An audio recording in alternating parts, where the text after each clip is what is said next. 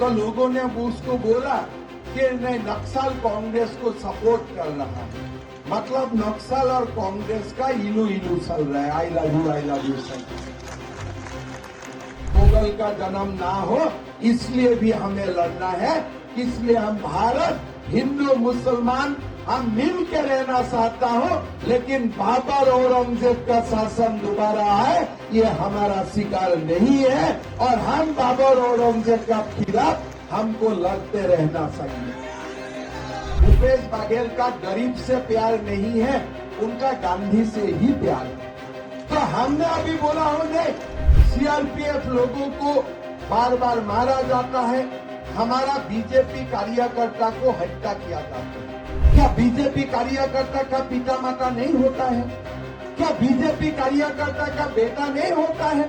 आपका चुनाव इतना बड़ा है, सीआरपीएफ में जाते हैं, टाटा और अंबानी का बेटा सीआरपीएफ में नहीं जाते। ये बोला यार कांग्रेस लोग, आप लोग क्यों अकबर को इतना प्यार करते हो? अभी तो बाबर का मस्जिद चला गया, राम मंदिर बन रहा है 11 जनवरी को, फिर भी अब अकबर का प्यार में फंसा हुआ है। मोदी जी का गारंटी में छत्तीसगढ़ में भी बोला गया है कि युवाओं को हम लोग लोन देगा, 50% रिटर्न नहीं करना है, 50% रिटर्न कीजिए और वो भी आपको बिना इंटरेस्ट होगा। आज छत्तीसगढ़ में 3 दिन पहले मैं सभा में गया था, मकान का बारे में बातचीत हो रहा था, आवास का बारे में। एक मां के मुझको बोला कि हमारा नाम था आवास में, आवास नहीं मिल रहा। तो संजीव साहू जी था हमारे उम्मीदवार, में उनको पूछा अगर लिस्ट में नाम था तो क्यों घर आवास नहीं मिला? बोले नहीं, हमारा मुख्यमंत्री जी ने 16 लाख आवास का पैसा दिल्ली को लौटा दिया। मैं बोला क्या छत्तीसगढ़ में सबका पक्का घर हो गया क्या? पैसा का जरूरत नहीं है क्या? बोले नहीं, किसी का नहीं हुआ है, लेकिन वो क्यों पैसा रिटर्न कर दिया है? इसलिए उसमें प्रधानमंत्री जी का नाम लिखा हुआ। अरे ये भी कोई तर्क हुआ? असम में 16 लाख घर हम लोगों को नहीं मिला, प्रधानमंत्री जी ने हमको 14 लाख घर दिया, आवास दिया, हमने बना दिया, गरीब खुश है। अभी छत्तीसगढ़ में स्कीम का नाम राजीव गांधी आवास योजना नहीं है, इसलिए पैसा ही लौटा दिया। मतलब भूपेश बघेल का गरीब से प्यार नहीं है, उनका गांधी से ही प्यार है।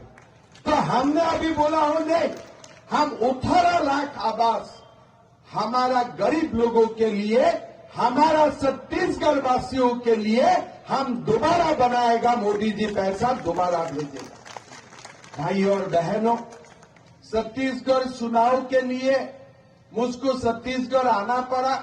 ऐसे तो पॉलिटिकली मैं छत्तीसगढ़ ज्यादा आए नहीं था पहले, मेरा यहाँ भाई नौकरी करता था, उस हिसाब से मैं छत्तीसगढ़ में आगे आया था।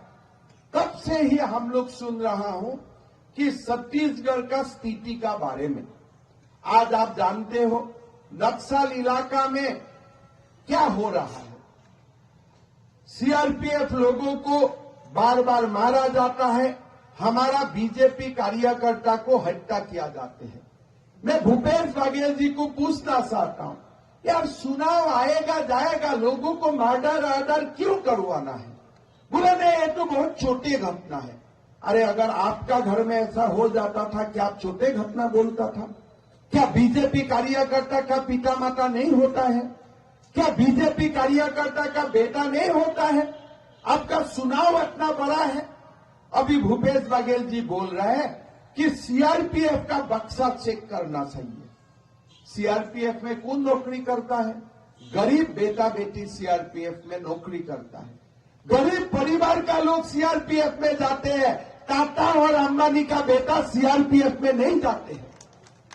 और वही लोग नक्सल से लड़ता है, हमारे लिए जीवन देते हैं।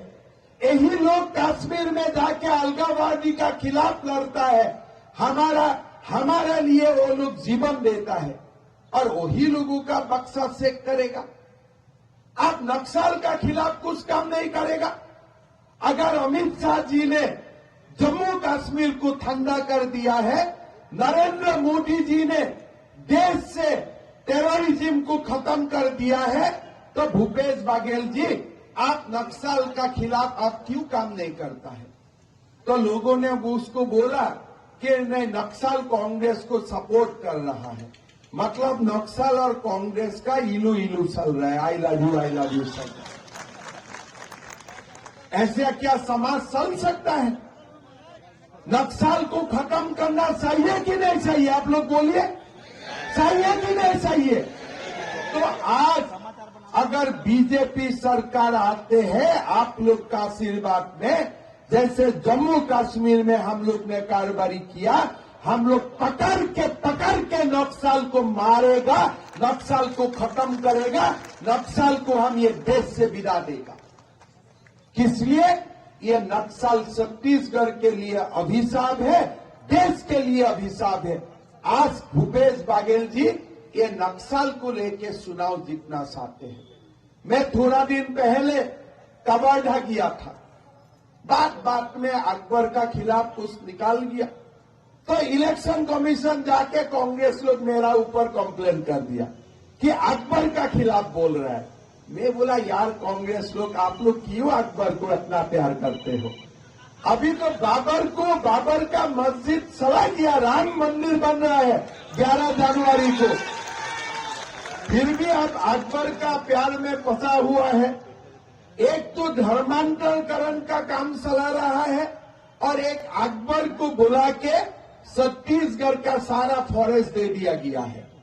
भैया, हम धर्मांतरण के खिलाफ भी हमें लड़ना है और हमने ये नया बाबर औरंगजेब भारत में दोबारा मुगल का जन्म ना हो, इसलिए भी हमें लड़ना है। इसलिए हम भारत हिंदू मुसलमान हम मिल के रहना चाहता हूं, लेकिन बाबर औरंगजेब का शासन दोबारा आए ये हमारा शिकार नहीं है और हम बाबर औरंगजेब के खिलाफ हमको लड़ते रहना चाहिए।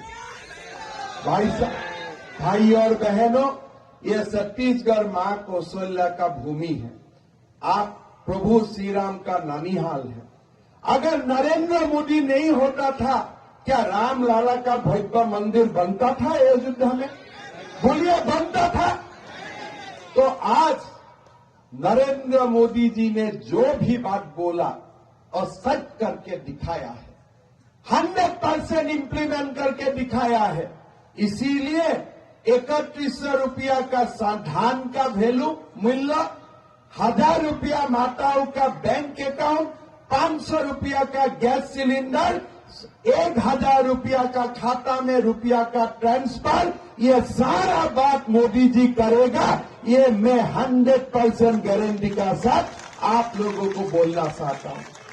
भाई और बहनों, मुझको रायपुर जाना है, अलकतरा, और आप लोगों का इलाका में मैं सुबह से दौरा किया और मेरा विश्वास है कि दोनों कॉन्स्टिट्यूएंसी बीजेपी जीत रहा है।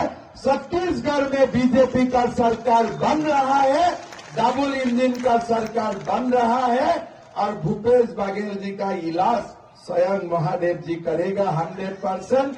यही आशा रखते हुए मैं मेरा वाणी का विराम देता हूं। मेरा साथ बोलिए, भारत माता की, भारत माता की, नरेंद्र मोदी जिंदाबाद, नरेंद्र मोदी जिंदाबाद। सभा का कारोबारी आप लोग चलाते रहिए। मेरा हिंदी थोड़ा कच्चा है, समझ तो लिया है ना आप लोग, इसलिए आसाम